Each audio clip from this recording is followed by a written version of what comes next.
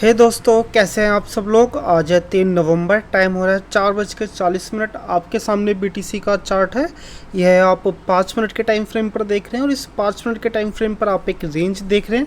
इस रेंज का जो सपोर्ट है वो है 1,06,790 पर, और वहीं जो रेजिस्टेंस है वो है 1,07,836 पर। तो दोस्तों, इस रेंज के अंदर आपको एक कुछ चीज़ें खास दिखाई दे रही होंगी, जो कि हर बार चीज़ें होती रहती है। इस तरह की चीज़ें चार्ट में 10 में से 9 बार होती है। मैं आपको जैसे एक्सप्लेन करता हूँ, देखिए। जैसे कि आपको यहाँ पर एक अच्छे खासा आपको एक सेलिंग कैंडल देखने को मिल रहा है, ठीक है।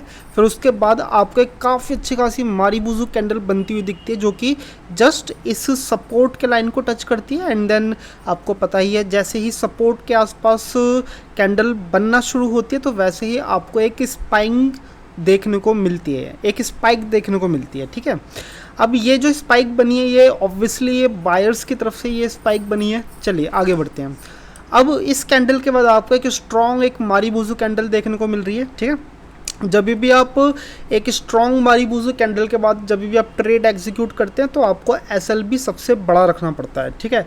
आपके पास कोई खास ऑप्शंस नहीं होते। अगर आप यहाँ से ट्रेड ले रहे हो तो आपको एसएलबी यहीं पर ही रखना पड़ेगा। और अगर हम इसकी सेकंड कैंडल को थोड़ा सा जानने की कोशिश करें, एनालिसिस करने की कोशिश करें, तो यहाँ पर बायर्स पूरी तरीके से फेल होते हुए सामने आते हैं, ठीक है। जब भी आपको कुछ इस तरह की कैंडल बने जिसके अंदर आपको स्पाइक काफ़ी लंबी देखने को मिल रही है, ऊपर की तरफ से भी और नीचे की तरफ से भी, और साथ में बॉडी की जो कैंडल की जो बॉडी है वो भी छोटी है, तो इस तरह की कैंडल इंडिकेट करती है कि भाई यहाँ पे जो बायर्स हैं वो इतने ज़्यादा स्ट्रॉन्ग नहीं है, ठीक है। एंड देन कभी भी यहाँ पर सेलिंग शुरू हो सकती है। तो जस्ट सेलिंग शुरू होने का सबसे दूसरा जो प्रमुख रीज़न और कारण है वो है कि भाई यहाँ पर रेजिस्टेंस बहुत ज़्यादा नज़दीक है, ठीक है। जो आप ये वाला लेवल देख रहे हैं, जो कि है 1,07,592 का 592 का, ये लेवल पे भी अच्छे खासे सेलर्स बैठे हुए हैं। और जस्ट इस वाले लेवल पर, जो कि 1,07,836 पर, यहाँ पर काफ़ी स्ट्रॉन्ग मात्रा में यहाँ पर सेलर्स हैं, प्रोएक्टिव है। तो मुझे नहीं लगता कि हमें यहाँ से बाइंग की तरफ से कोई ट्रेड एग्जीक्यूट करना चाहिए। और रही बात, देखते हैं कि अगर यहाँ पर कुछ चीज़ें होती हैं, कुछ एक बाउंस बैक देखने को मिलता है या फिर एक अच्छा खासा ट्रेडिंग सेटअप देखने को मिलता है, तो मैं आपको इन्फॉर्म करता हूँ। आ चुका है कि हम यहाँ पर एक ट्रेड एग्जीक्यूट करें बाइंग की तरफ, लेकिन अभी थोड़ा सा अभी ठहर जाते हैं, क्योंकि आई थिंक शायद हमें थोड़ा सा यहाँ पर भी वेट करना चाहिए। ये कैंडल अपनी प्रीवियस कैंडल की हाई को ब्रेक कर दे, तभी हम यहाँ पर एक ट्रेड एग्जीक्यूट करेंगे। अगर यहाँ पर ये अपने प्रीवियस हाई को ब्रेक नहीं कर पाता है तो थोड़ा सा और इंतज़ार कर सकते हैं हम यहाँ पर, ठीक है। कोई जल्दबाजी नहीं है भाई ट्रेड लेने की। तो चलो, यहाँ पर एक स्पाइक तो बनी चुकी है। ये स्पाइक बन गए तो ये और भी ज़्यादा अच्छी बात है। ये कैंडल अपने आप को यहाँ पर रीटेस्ट भी कर लेगी, ठीक है। तो चलिए फिर, मैं तो सोच रहा था कि यहाँ पर एक ट्रेड लेने का मौका आ चुका है। चलिए फिर बाद में मैं आपको अपडेट करता हूँ। तो फिर चलिए दोस्तों, इस कैंडल ने अपनी प्रीवियस कैंडल के हाई को ब्रेक डाउन कर दिया है, तो चलिए हम यहाँ पर एक ट्रेड एग्जीक्यूट करते हैं। और एसएल आपको मालूम ही है, हर बार की तरह जस्ट प्रीवियस कैंडल के लो पर ही हमारे यहाँ पर एसएल रहने वाला है। करीबन $1,600 का यहाँ पर हमारा एसएल है। और यहाँ पर ट्रेड लेने का सिर्फ एक ही कारण था कि मार्केट अपने आप को यहाँ पर मेरे अकॉर्डिंग यहाँ पर ये रिटेस्ट कर चुका है, ठीक है। ये ग्रीन कैंडल यहाँ पर बन चुकी है। तो यहाँ पर देखिए, जब भी आप सपोर्ट या फिर रेजिस्टेंस, ठीक है, अभी तो हम यहाँ पर रेजिस्टेंस के आसपास हैं, तो देखो जब भी रेजिस्टेंस के आसपास जब ये बाइंग की तरफ जाए तो ये इंश्योर कर लीजिए कि भाई मार्केट अपने आप को रिटेस्ट कर चुका हो, ठीक है। जैसे कि एग्जांपल के तौर पे यहाँ पर एक अच्छी खासी एक रिजेक्शन कैंडल देखने को मिल रही है आपको, फिर उसके बाद आपको यहाँ पर एक बाइंग की कैंडल देखने को मिल रही है। तो दोस्तों, ये जो बाइंग की कैंडल का ये जो आप लो वाला हिस्सा देख रहे हैं, ये एक तरह का इसके लिए सपोर्ट का काम करेगा, ठीक है।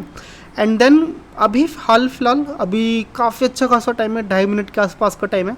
अगर ये 2.5 मिनट के आसपास के टाइम में अगर ये इसको ब्रेकआउट कर पाता है तो हम यहाँ पर कोशिश करेंगे कि हम यहाँ पर कुछ ना कुछ एक एक्स फैक्टर लेके चले, कुछ ना कुछ रिजर्व कर सके अपने प्रॉफिट को। क्योंकि देखो, ज़्यादातर आप चाहे कितनी भी प्लानिंग कर लो, लेकिन यहाँ पर इतनी ज़्यादा मात्रा में आपको सेलर्स देखने को मिलते हैं कि आपके सारे के सारे प्लान धरे के धरे रह जाएंगे, ठीक है। तो यहाँ पर कभी भी यहाँ पर एक अच्छी खासी स्पाइक भी आपको देखने को मिल सकती है। तो मैं तो यहाँ पर कोशिश करूँगा कि भाई मैं यहाँ पर अपना कुछ ना कुछ प्रॉफिट यहाँ पर रिजर्व कर सकूँ अगर मुझे मौका मिलता है तो। तो फिर चलिए, अभी 2 मिनट के आसपास का टाइम है, आप इस ट्रेड को एंजॉय कीजिए, देखिए, एंड देन मैं आपको बाद में अपडेट करता हूँ।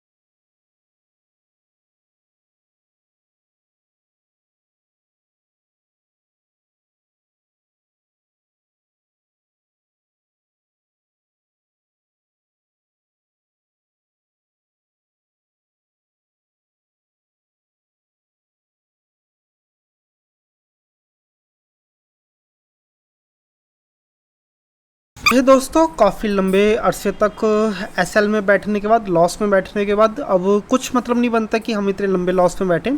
प्रॉफिट अभी $260 हो रहा है और ये कभी भी एक रिजेक्शन कैंडल में कन्वर्ट हो सकता है। तो चलिए आइए, सबसे पहले हम अपने एसएल को कम करते हैं। तो ठीक है जी, अभी इस ट्रेड में हमें जो मैक्सिमम जो लॉस हो सकता है वो हो सकता है $150 के लमसम में। और देखो, यहाँ पर ट्रेल करना क्यों ज़्यादा ज़रूरी था, क्योंकि देखो यहाँ पर एक मार्केट में कंसोलिडेशन तो हो रही है, लेकिन सबसे प्रॉब्लम वाली बात क्या है कि यहाँ पर रेजिस्टेंस काफ़ी ज़्यादा नज़दीक है।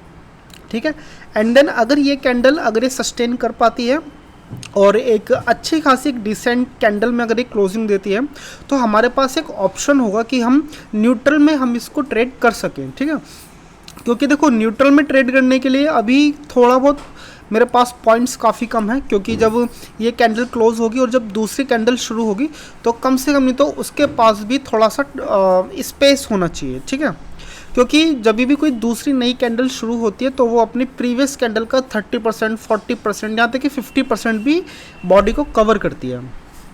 तो अगर ये सस्टेन कर पाती है तो फिर हमें काफ़ी ज़्यादा आसानी होगी कि हम अपने एसएल को ट्रेल। चलिए जी, आपसे जस्ट बात करते करते प्रॉफिट $450 के लमसम में है। अब मैं यहाँ पर एसएल में नहीं बैठने वाला, अब मैं इस ट्रेड को करीबन न्यूट्रल करना चाहूँगा। तो अब इस ट्रेड में मुझे जो मैक्सिमम जो मुझे प्रॉफिट पे लॉस हो सकता है, अभी हो सकता है $22 मेरे। अब इसमें ट्रेड के अंदर $22 मेरे अब रिजर्व है। ठीक है, अभी जो आपको प्रॉफिट दिखा रहा था दोस्तों, $400, $450, ठीक है, ये सिर्फ देखने वाले हैं। अब एंड में चीज़ें आपके हाथ में कितनी आती है वो एक अलग फैक्टर होता है। तो अगर इस ट्रेड में यहाँ पर जस्ट ये स्पाइक आती है और मेरे एसएल को हिट करती है, तो कम से कम नहीं तो मुझे यहाँ पर $20 मेरे यहाँ पर रिजर्व है। ठीक है, तो मैं तो इस ट्रेड से अभी एग्जिट तो मैं लेने के मूड में मैं अभी हूँ नहीं। ठीक है, मैं चाहूँगा कि करीबन नहीं तो ये जो आपका कंसोलिडेशन देखने को मिल रही है, इस कंसोलिडेशन में मैं एक अच्छा खासा बेनिफिट लूँ। ठीक है, एंड मुझे एक अच्छी खासी एक मारी बूजू में अगर मुझे एग्जिट मिल जाए तो वो और भी ज़्यादा अच्छा है।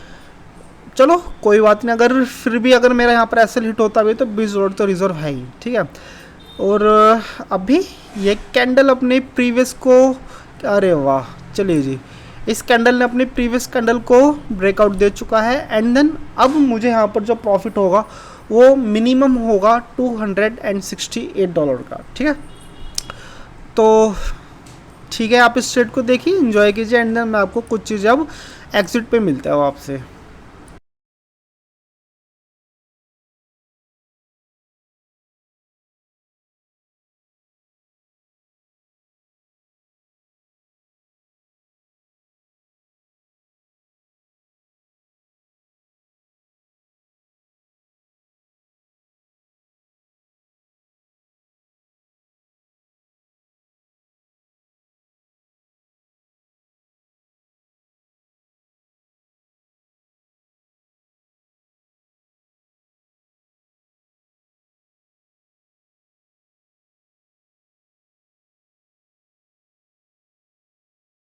तो चलिए दोस्तों, यहाँ पर एसएल जस्ट मेरा हिट हो चुका है और एक रेड कैंडल आपको यहाँ पर देखने को मिल ही रही है। इस ट्रेड में मुझे $270 मिले।